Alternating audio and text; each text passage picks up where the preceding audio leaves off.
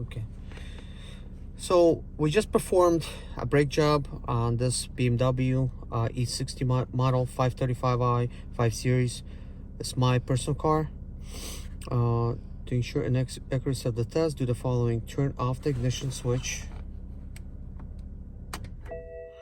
1, 2, 3, 4, 5, 6, 7, 8, 9, 10.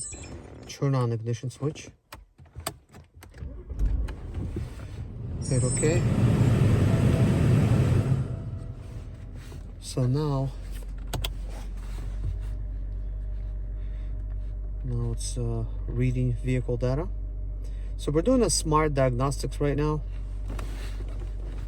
I would like to delete a lot of the codes. The front ABS sensors, they were very dirty, so I cleaned them up. I did have some ABS codes, but they did not give me like any check engine light or anything displayed on the screen.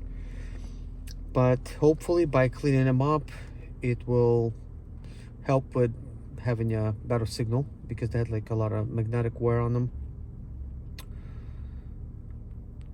So this is my first time downloading to the BMW. So let's see. So we're gonna do system scan. It's scanning. Just gonna let it do that. Викключи.